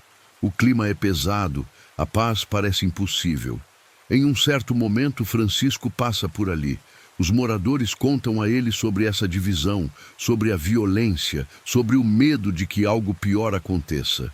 Ele não chega dando ordens, nem tomando partido. Procura primeiro escutar, conversa com um lado, depois com o outro, ouve mágoas, feridas antigas, razões que para cada um parecem muito importantes. Aos poucos, porém, vai lembrando que antes de serem adversários, são irmãos, que o Evangelho pede perdão não como peso, mas como libertação, que ninguém ganha de verdade quando alimenta a vingança. Com paciência, ele os reúne, Convida-os a falarem na presença de Deus, a colocarem o orgulho de lado, pelo menos um pouco. Fala com palavras simples sobre a paz, sobre o Cristo que perdoou até na cruz, sobre o absurdo de se destruir pela raiva. Não é mágico, não é instantâneo, mas naquele clima algo começa a se desfazer. Um choro, um pedido de desculpas, um abraço tímido. Talvez não resolva tudo de uma vez, mas abre uma porta. E a paz, mesmo pequena, entra. Você pode pensar nas suas próprias relações. Talvez haja alguém de quem você se afastou, uma palavra que ficou atravessada, um mal-entendido que cresceu. Nem sempre é possível resolver tudo como nas histórias, mas o Espírito de Francisco pode ajudar você a desejar a paz, a rezar por ela, a dar algum pequeno passo, nem que seja só dentro do coração. Há também os relatos de curas físicas ligadas à intercessão de Francisco. Pessoas doentes, sem perspectivas, que ao pedirem suas orações encontram alívio. Um cego que volta a enxergar, um paralítico que se levanta, alguém febril que melhora de repente. A tradição guarda muitos nomes, muitas histórias. Mais do que o detalhe de cada caso, importa a certeza que nasce.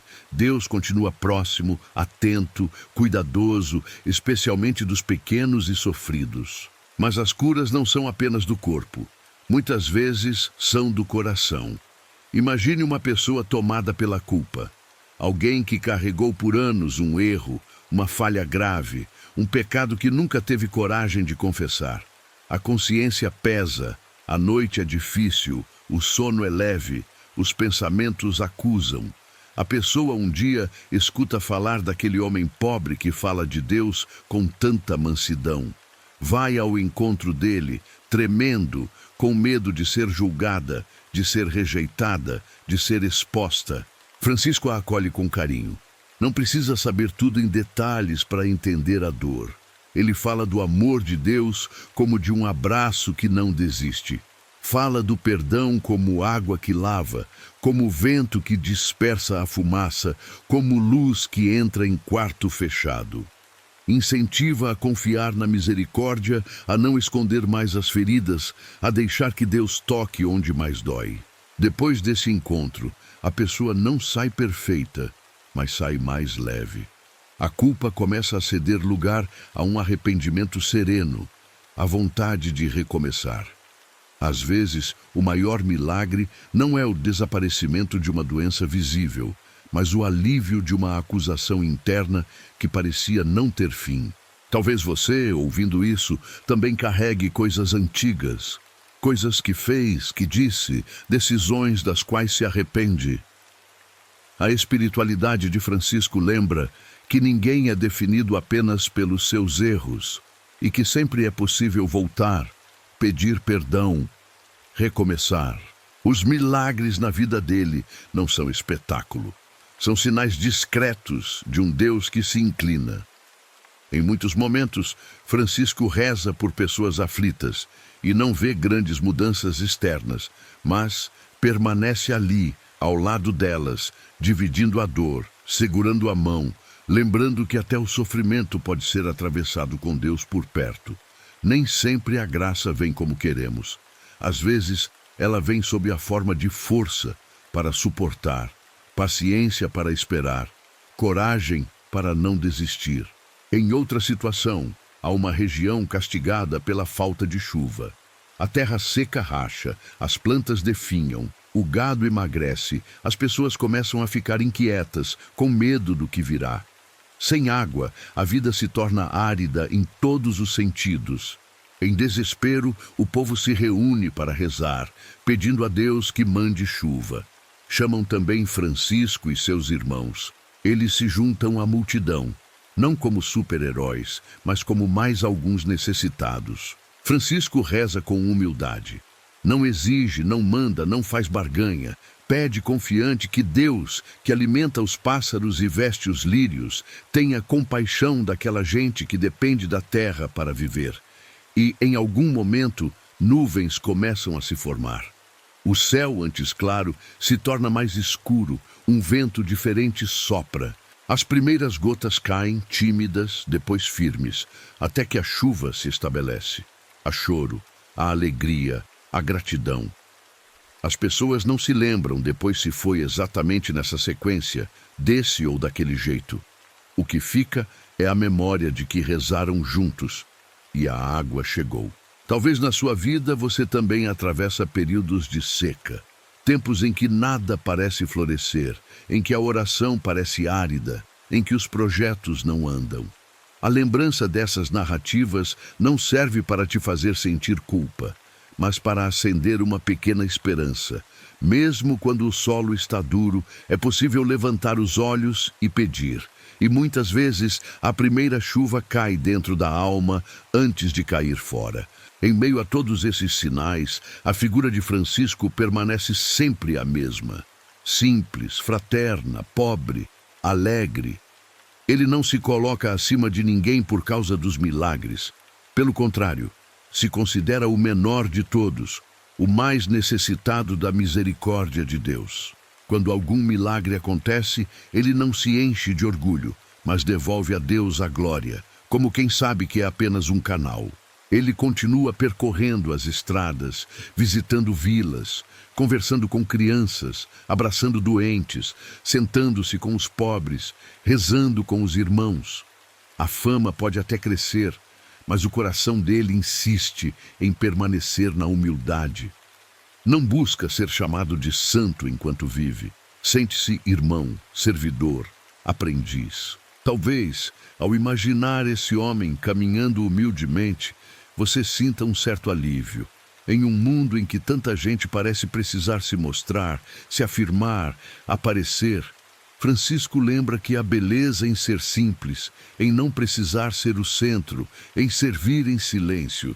Às vezes, a paz que você procura está justamente em aceitar ser menor, em fazer o bem sem aplauso, em ser importante para poucos, mas de verdade. Entre tantos sinais, tantos encontros, tantos pequenos milagres, uma coisa vai ficando cada vez mais clara. A vida de Francisco é uma espécie de evangelho vivido. Ele não é perfeito, tem suas limitações, seu temperamento, mas se deixa conduzir. E por isso, a graça encontra espaço para agir através dele. Enquanto você escuta essa parte da história, pode deixar que algumas imagens fiquem no seu coração. O homem que fala com pássaros, o santo que amansa o lobo, o irmão que reconcilia inimigos, o pobre que consola doentes, o amigo de Deus que reza pela chuva, o confessor que alivia culpas. Não é necessário lembrar de tudo em detalhes. Basta guardar a certeza de que, na história da Igreja, Deus levantou um homem que acreditou na paz até o fim, que confiou na providência, que viu em todas as criaturas um reflexo do Criador.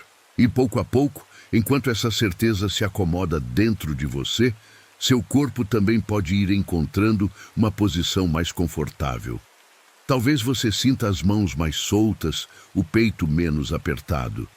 Se quiser, pode imaginar que alguns dos seus lobos interiores vão ficando menos agressivos, que algumas culpas se tornam menos pesadas, que alguns medos se colocam diante de Deus, pedindo também uma espécie de milagre, ainda que discreto. A história de Francisco não termina aqui. Ainda há experiências profundas de oração, o Monte de Laverna, os estigmas, o cansaço do corpo, a doença, a morte mansamente acolhida na porciúncula. Mas, por agora, você pode descansar um pouco na certeza de que Deus age na história, na natureza, nas relações e também na sua vida, mesmo quando você não percebe. Deixe que essa paz vá se espalhando como um vento suave. Se o sono vier, permita-se dormir nessa atmosfera de confiança. Se você ainda ficar acordado, continuaremos a caminhar nas partes seguintes, por esse caminho de luz que passa pela cruz, pela pobreza e por uma alegria que não acaba. O tempo da vida de Francisco parece ficar para trás, como uma paisagem antiga, mas a sua presença não se perde na distância. Enquanto você descansa, É como se a história desse um salto suave até os dias de hoje. As ruas de Pedra de Assis continuam existindo, os frades continuam rezando, mas a graça que Deus derramou por meio desse homem atravessa séculos e chega a pessoas comuns, em lugares simples, em histórias que poderiam ser de qualquer um, talvez em parte também suas. Pense por um momento em um hospital. Não importa a cidade, é noite. Corredores longos, luzes brancas, alguns passos apressados, o cheiro conhecido de remédios e produtos de limpeza. Em uma das enfermarias, uma mulher está sentada em uma cadeira ao lado da cama de um filho doente. Ela não tem grande conhecimento de teologia, não sabe muitas fórmulas de oração. O que tem naquele momento é cansaço, medo e um amor quase dolorido. O filho está ligado a aparelhos, respirando com dificuldade. Os médicos já fizeram o que podiam, agora é hora de observar, esperar, ver se o corpo responde. A mulher olha para o monitor, para o rosto da criança, depois para o teto. As lágrimas vêm sem esforço. Ela já pediu tanto, já conversou com Deus em silêncio, já gritou por dentro. Em certo momento, sem saber exatamente por quê, ela lembra de São Francisco. Talvez por uma imagem pequena que viu um dia em uma igreja, talvez por um santinho esquecido na bolsa. Ela coloca a mão no bolso e encontra de fato uma pequena imagem amassada. Não é uma relíquia rara, é apenas um papel desbotado. Mesmo assim, ela segura com força, como quem se agarra a um fio de esperança. São Francisco, ajuda meu filho. Sei que o Senhor amava os pequenos, os pobres, os doentes. Olha por ele. Se for da vontade de Deus que ele fique, se não for, me ajuda a não aguentar. Não acontece nada espetacular naquele instante. Não há clarão, não há voz audível. O que muda primeiro é o coração dela. Aos poucos, no meio do medo, nasce uma paz discreta, como se alguém se sentasse ao lado dela naquela cadeira dura. A angústia continua, mas não domina tudo. Ela respira um pouco melhor. Consegue, pela primeira vez em horas, fechar os olhos por alguns minutos, sem se sentir culpada. Durante a madrugada, os sinais clínicos do filho começam a melhorar, devagar. Um número que estava baixo sobe, uma febre cede, a respiração fica menos pesada. O médico, ao fazer a visita, comenta que o corpo está respondendo, que existe chance de recuperação. Não diz milagre, fala de evolução, de resposta ao tratamento. Ela escuta, agradece, sorri, chora. Dentro dela, porém, sabe que naquele corredor não ficou só. Guarda em silêncio a certeza de ter sido sustentada por Deus pela fé, pela intercessão de um santo que conhece o sofrimento e a confiança. Algum tempo depois, aquele menino volta para casa. Ainda precisa cuidar da saúde, fazer exames, ter atenção, mas a lembrança daquela noite permanece como uma marca. A mulher, sempre que vê a pequena imagem de São Francisco, lembra não apenas da melhora do filho, mas da força que recebeu para não desmoronar. Às vezes, a graça é assim, mistura a ação médica, o esforço humano e um cuidado de Deus que passa pelos santos. Você talvez se reconheça um pouco nessa mãe, não como personagem exato, mas na sensação de hospital interno, momentos na vida em que você também ficou diante de algo que não podia controlar. Um diagnóstico, um exame, uma notícia inesperada, a saúde de alguém que você ama. Nessas horas, a fé, mesmo pequena, pode ser abrigo. São Francisco, que tocou leprosos sem fugir, entende o medo que os hospitais trazem. Ele se torna companheiro de quem entra em um quarto de enfermaria com o coração apertado. Outra história começa em um apartamento simples, em uma cidade qualquer. Um homem vive sozinho. Tem trabalho, contas pagas, rotina estabelecida. Mas por dentro, uma tristeza profunda foi se instalando, sem que ele percebesse ao certo quando começou. O que era apenas cansaço virou irritação, depois desânimo, depois um peso quase constante. As coisas que antes lhe davam alegria perderam cor. Os dias parecem iguais. Levantar da cama é difícil. Qualquer tarefa parece grande demais. Ele não chama isso de depressão, pelo menos no início. Só acha que está fraco, que não está dando conta. Sente vergonha do próprio estado. Evita amigos, inventa desculpas, se afasta da família. Passa noites acordado, rolando o celular sem foco, pensamentos escuros rondando a mente. Em uma dessas noites, por acaso, encontra um vídeo sobre São Francisco. Não era o tema que ele procurava, mas o título o atraiu por algum motivo. Ele dá play. Ouve alguém falar de um homem que, em meio à própria dor, encontrou um modo diferente de viver. Um homem que passou por fracasso, por doença, por conflito, mas escolheu confiar. Não se trata de uma história de perfeito equilíbrio, mas de alguém que se descobriu pequeno e, exatamente por isso, encontrou apoio em Deus. O homem do apartamento sente algo mexer lá dentro, um desejo vago de também ser olhado com misericórdia, como aquele santo olhava os outros. No dia seguinte, ele decide entrar em uma igreja perto do trabalho, na hora do almoço. Não vai à missa há muito tempo, não sabe bem o que dizer. Senta-se no banco, olha em volta, sente-se um pouco deslocado. Em uma lateral, vê uma imagem de São Francisco, de túnica e braços abertos.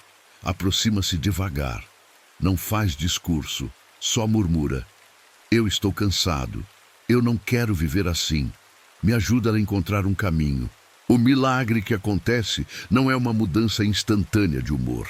Ele não sai dali eufórico, mas a partir daquele dia, dá alguns passos pequenos. Procura ajuda profissional. Abre-se com alguém de confiança. Retoma aos poucos a oração, ainda que com frases simples.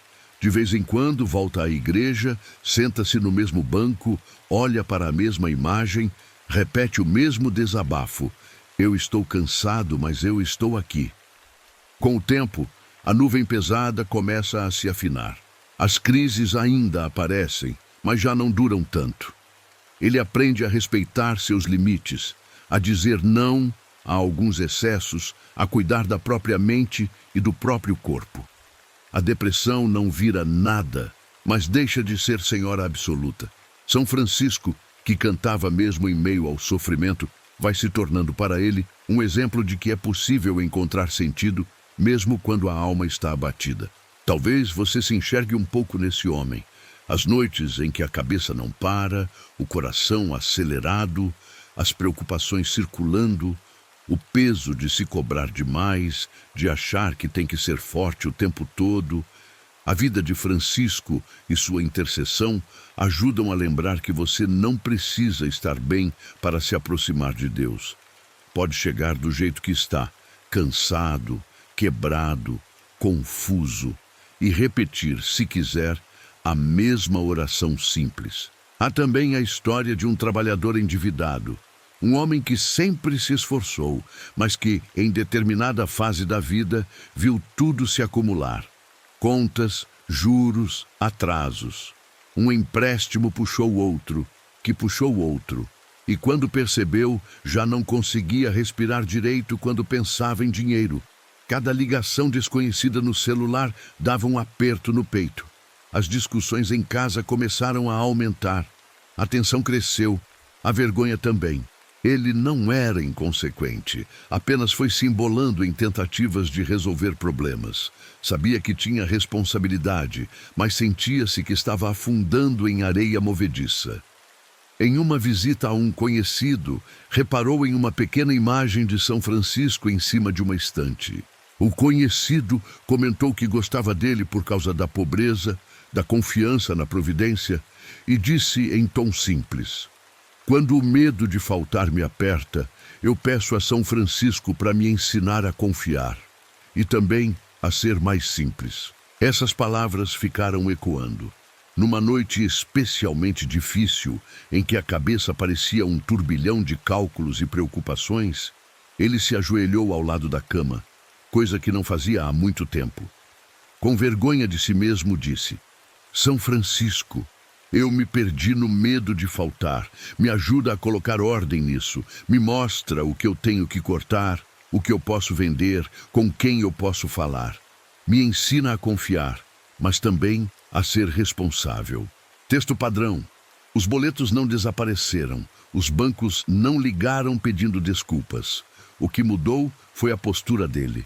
No dia seguinte, procurou um lugar de orientação financeira gratuita, abriu os números com alguém capacitado, começou a renegociar dívidas, cortou gastos que mantinha por status ou hábito. Não foi fácil, envolveu renúncia, frustração, demora. Mas, pouco a pouco, a sensação de sufocamento foi dando lugar a uma caminhada concreta, passo a passo. Em alguns momentos críticos, quando tinha vontade de largar tudo e fugir, ele voltava à mesma oração. Hoje, depois de alguns anos, ainda não está rico, mas conseguiu sair do buraco principal. Vive mais simples, com menos coisas, mas com mais paz. Muitas vezes, agradece a São Francisco não por ter mandado dinheiro do céu, mas por ter ajudado a mudar seu olhar. Menos consumo, mais sobriedade, mais confiança. Talvez, nesse ponto, você pense nos seus próprios medos ligados ao dinheiro. O pavor de não conseguir pagar algo, o constrangimento de dever, a pressão de parecer sempre em dia. A vida de Francisco não incentiva irresponsabilidade, mas convida a se libertar da ilusão de que o valor da sua vida está no que você tem. E, ao mesmo tempo, lembra que, mesmo nos apertos, Deus não deixa de estar atento às suas necessidades. Há ainda a história de uma família em conflito. Um casal, 2 filhos, uma casa onde o silêncio ficou pesado. As palavras que deveriam ser de carinho foram se transformando em críticas, ironias, gritos. Aos poucos, deixaram de conversar sobre o que importa. Só falavam de contas, de problemas, de quem errou. Os filhos cresceram ouvindo portas batendo, vendo rostos fechados, aprendendo a se calar para evitar novas brigas. Uma mulher dessa família, cansada, começou a frequentar, às escondidas, uma igreja onde havia uma imagem de São Francisco.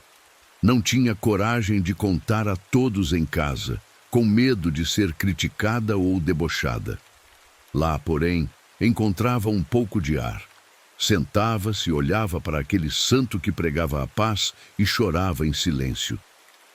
São Francisco, eu não consigo mais conviver assim. Eu mesma erro, eu também firo, eu também perco a paciência. Eu não sei como reconstruir isso. Me ajuda a começar em mim. A resposta não veio como uma mudança imediata na casa. O marido continuava ríspido, os filhos fechados. Mas, pouco a pouco, essa mulher foi mudando pequenos gestos.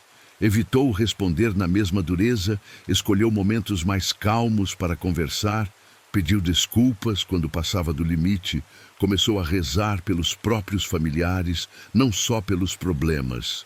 Em alguns dias, parecia que nada mudava e a decepção voltava forte. Mesmo assim, insistiu nessa postura. Em uma data especial, tomou coragem e sugeriu uma refeição diferente, sem telas, sem distrações, apenas para estarem juntos. Houve resistência, mas aos poucos a ideia pegou. Naquela mesa, ainda com algum clima de estranheza, começaram a falar um pouco mais. Não resolveram tudo, mas deram o primeiro passo. Com o tempo, alguns nós foram se desfazendo. O marido, que zombava da fé dela, começou a notar a mudança de atitude. Não virou devoto de uma hora para outra, mas passou a respeitar. Um dos filhos, em uma crise, aceitou conversar com ela, coisa que não fazia há tempos. A casa não virou lugar perfeito, mas deixou de ser um campo de batalha permanente. E, sempre que passava diante da imagem de São Francisco, essa mulher repetia, agradecida: obrigada por ter me ajudado a começar em mim. Talvez, ouvindo isso, você pense em relações suas que parecem difíceis demais. Gente que não muda, situações que se repetem, cansaço de tentar. Às vezes, o milagre de São Francisco na vida de uma família não é transformar todos de uma vez, mas despertar em alguém a coragem de ser o primeiro a amar diferente, a falar de outro jeito, a romper o ciclo da agressividade. Poderíamos continuar com muitos outros relatos. Uma pessoa que largou uma dependência depois de encontrar apoio em uma comunidade franciscana. Alguém que, em situação de rua, encontrou em um convento um prato de comida e, junto com ele, dignidade. Um jovem que se reencontrou com a fé ao participar de uma missão com frades. Uma mulher que descobriu um novo sentido para a dor ao acompanhar idosos esquecidos em uma obra social franciscana. Em todos esses casos, o fio é parecido.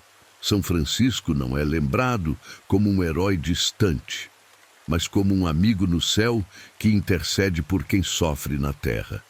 Seus irmãos e irmãs espalhados pelo mundo continuam traduzindo em gestos concretos aquilo que ele viveu: cuidado com os pobres, atenção aos pequenos, busca de paz, simplicidade de vida, amor à criação. Enquanto você ouve essas histórias, talvez algumas cenas da sua própria vida se misturem a elas. Um hospital que você conhece, uma conta que tirou seu sono, uma discussão em casa que doeu demais, uma tristeza que ficou tempo demais guardada. Tudo isso pode ser colocado agora como intenção silenciosa. Não precisa saber rezar bonito, basta, se quiser, dizer por dentro: São Francisco, eu também preciso de ajuda aqui. Ele, que ouviu o chamado para reconstruir uma pequena capela, hoje é visto como alguém que ajuda a reconstruir pessoas. Um coração em pedaços, um relacionamento quebrado, uma confiança abalada, uma fé enfraquecida. Nada disso é lixo para Deus. Tudo pode ser material de reconstrução. Você pode imaginar por um instante que está de novo naquela pequena igreja tranquila onde começamos essa caminhada. A luz é suave, o ambiente é calmo. Diante da imagem de São Francisco, você coloca em silêncio suas próprias histórias, suas próprias dores, os milagres que você também gostaria de pedir. Uma melhora de saúde, uma saída honesta de uma situação difícil, um pouco de paz dentro da cabeça, uma reconciliação. Talvez nem tudo aconteça exatamente como você desejaria, mas assim como nas histórias que ouvimos, a graça pode vir de modos discretos, uma força nova, uma ideia que não tinha antes, uma pessoa que aparece para ajudar, um profissional que faz diferença, um passo que você se sente capaz de dar. E no meio disso, a intercessão de São Francisco te lembra que você não precisa caminhar sozinho. Enquanto o sono se aproxima, você pode guardar dentro de si essa certeza tranquila. Ao longo dos séculos, Deus usou a vida desse homem simples para tocar muita gente. Hoje, ele continua sendo para muitos sinal de consolo e de esperança. E você, aqui, deitado, ouvindo, também é alcançado por esse cuidado. Se quiser, pode apenas sussurrar: São Francisco, caminha comigo. Cuida de mim e daqueles que eu amo. Depois, deixe que o coração descanse um pouco mais, porque a história ainda vai continuar, falando da grande família franciscana e de como esse espírito chegou até os dias do Papa Francisco, sempre como um convite à paz e à confiança. Ao longo dos séculos, o jeito de Francisco viver o Evangelho foi se espalhando como um perfume discreto. Depois dele, muitos homens e mulheres se sentiram atraídos por essa simplicidade. Vieram frades que atravessaram oceanos, foram para terras distantes, cuidaram de doentes, ensinaram crianças, defenderam gente esquecida. Vieram franciscanos que se instalaram nas cidades, abriram escolas, paróquias, casas de acolhida. Vieram missionários que pisaram na Terra Santa, guardando os lugares onde Jesus viveu, rezou, sofreu. Ao lado deles, cresceram também as Clarissas, inspiradas por Santa Clara. Em mosteiros silenciosos, elas oferecem uma vida escondida em oração. Não aparecem em notícias, não sobem em palcos, mas sustentam com sua fé muita gente que nem sabe o quanto é sustentada. A pobreza delas é discreta, mas firme. Confiam que Deus cuida dos detalhes, como cuidou das flores do campo. Com o tempo, surgiu também uma forma franciscana para leigos, homens e mulheres casados, solteiros, trabalhadores comuns, que quiseram viver o espírito de Francisco no meio do mundo, sem sair de casa ou do trabalho. Eles aprendem a transformar pequenas coisas, o jeito de falar, de consumir, de tratar os outros, de lidar com o planeta, em gestos de fraternidade. É como se Francisco dissesse a eles: não é preciso fugir da vida para ser de Deus. É possível ser de Deus dentro da vida, com simplicidade. Assim, a família franciscana foi se espalhando. Frades, freiras, leigos, comunidades, obras sociais, conventos, paróquias.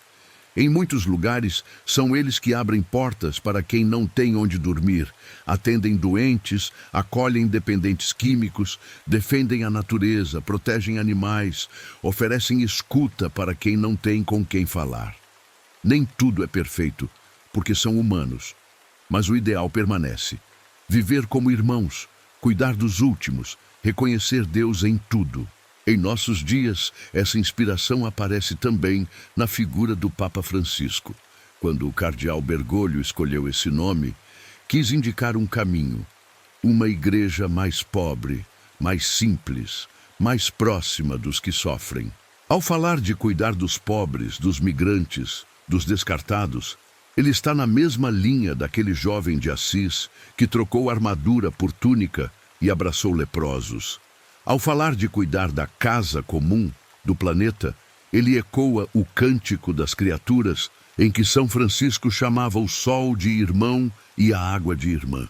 Quando o Papa fala de ecologia, ele não está só falando de clima e dados, fala de uma atitude interior, ver o mundo não como objeto a ser explorado, mas como dom a ser respeitado. Isso vale para a natureza, mas também para as pessoas.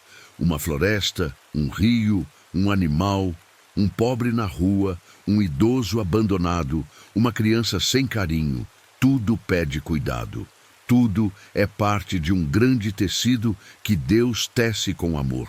No meio de tanta coisa difícil que você vê hoje, notícias pesadas, violência, injustiça, crise, desgaste, a espiritualidade franciscana é como uma vela acesa em um quarto escuro. Não resolve tudo, mas muda o clima. Lembra que é possível ser sinal de paz mesmo em ambientes tensos, que é possível ser mais simples num mundo que empurra para o excesso, que é possível tratar as pessoas com ternura num contexto de grosseria, que é possível cuidar da criação, mesmo que seja começando por um pequeno gesto. Talvez você se sinta pequeno demais diante de tanta coisa para arrumar. E é justamente aí que o coração de Francisco fala mais forte. Ele nunca foi um poderoso aos olhos do mundo. Não governou exércitos, não foi rei, não teve riquezas. Foi apenas um homem que levou a sério o Evangelho, que deixou Deus mexer no seu jeito de viver. E isso foi suficiente para que o Espírito fizesse o resto. Enquanto você se prepara para dormir, pode deixar que algumas palavras-chave fiquem na sua memória, como sementes. Pobreza, não no sentido de miséria, mas de desapego. Minoridade, essa escolha de ser menor, de não querer ser o centro de tudo. Fraternidade, que enxerga em cada pessoa um irmão. Paz, como opção concreta de não alimentar ódio. Perdão, como caminho de liberdade. Cuidado com a criação, como expressão de amor ao Criador. Você não precisa mudar tudo de uma vez. O Evangelho vivido por Francisco é um convite a passos pequenos. Talvez, amanhã, um pouco mais de delicadeza com alguém da sua casa. Um pouco menos de dureza com você mesmo. Um uso mais sóbrio do dinheiro. Um olhar mais atento para alguém que sofre. Um pouco mais de respeito com a natureza à sua volta. Uma oração breve no meio do dia. Pequenas escolhas repetidas que, com o tempo, vão criando um caminho. Se hoje você está com medo do futuro, lembre-se da confiança de Francisco. Ele não sabia o que ia acontecer amanhã, mas acreditava que Deus já estava lá. Se você se sente culpado por erros passados, lembre-se da misericórdia que ele anunciava. Nenhum pecado é maior que o amor de Deus. Se você está esgotado, lembre-se de que até ele, tão forte na fé, ficou doente, frágil e precisou ser cuidado. A santidade não é robustez constante. É deixar-se amar e reerguer muitas vezes. Agora, lentamente, deixe que a história vá se afastando, como se as cenas de Assis, da Porciúncula, dos frades, das igrejas, fossem se dissolvendo em silêncio. Fica apenas uma presença, a de Deus, que te conhece por dentro, que sabe o que aconteceu hoje, que sabe o que vai acontecer amanhã, que sabe o que você não consegue nem colocar em palavras. Fica também a presença amiga de São Francisco, como alguém que se senta perto da sua cama e vela junto com você. Se quiser, reze comigo em silêncio ou sussurrando esta oração inspirada em sua espiritualidade. Senhor Deus, Pai de bondade, nesta noite eu me coloco diante de Ti como estou, cansado, preocupado, cheio de pensamentos e, ao mesmo tempo, desejando paz. Por intercessão de São Francisco de Assis, eu te entrego o meu dia, o que consegui fazer e o que ficou pela metade, as palavras boas que dei e as que feriram, as escolhas certas e os erros que me envergonham. Recebe tudo nas tuas mãos misericordiosas. Ensina-me com São Francisco a confiar mais na tua providência e a depender menos do meu controle. Quando o medo do futuro apertar, lembra-me que tu já estás lá, cuidando de caminhos que eu ainda não enxergo. Ajuda-me a ser mais simples, a não viver preso apenas a coisas, aparências e comparações. Dá-me coragem para desapegar do que me escraviza por dentro, seja um hábito, um ressentimento, um excesso, uma culpa. Que o meu coração seja mais leve para te ouvir. Faz nascer em mim um espírito fraterno, que eu veja em cada pessoa um irmão, uma irmã, mesmo quando pensamos diferente, mesmo quando é difícil conviver. Que eu não alimente ódio nem vingança, mas aprenda, pouco a pouco, a perdoar e a pedir perdão quando for necessário. Cuida também da criação que me cerca. Ensina-me a respeitar a terra, a água, o ar, os animais, a usar com responsabilidade o que recebo, a não destruir aquilo que tu fizeste com tanto amor. Que a minha vida, por menor que seja, ajude a tornar o mundo um pouco mais justo e mais bonito. Nesta noite, Senhor, eu te entrego aqueles que eu amo. Ampara quem está doente, consola quem chora, fortalece quem está desanimado, protege quem está em perigo, acolhe quem se sente sozinho. Recebe também os meus medos, medo de faltar, medo de perder, medo de não ser suficiente. Coloco tudo aos teus pés, como Francisco colocava sua túnica, seus bens, sua vida. Toma conta de mim, Senhor, porque eu sou pequeno e preciso de ti. Agora eu te peço um dom simples e precioso, o descanso. Que o meu corpo encontre repouso, que a minha mente desacelere, que o meu coração se aquiete em ti. Que este sono seja um abraço teu, refazendo minhas forças para o dia que virá. Se durante a noite eu acordar angustiado, recorda-me que tu estás comigo, que a escuridão não é maior que a tua luz, que o silêncio não é vazio, mas espaço da tua presença discreta. São Francisco de Assis, amigo dos pobres, dos pequenos, dos animais e de toda a criação, ora por mim nesta noite. Senta-te ao pé da minha cama, leva a Deus aquilo que eu não sei expressar, guarda o meu sono, guarda o meu coração. Senhor, em tuas mãos eu entrego este dia que termina e o dia de amanhã que ainda não começou.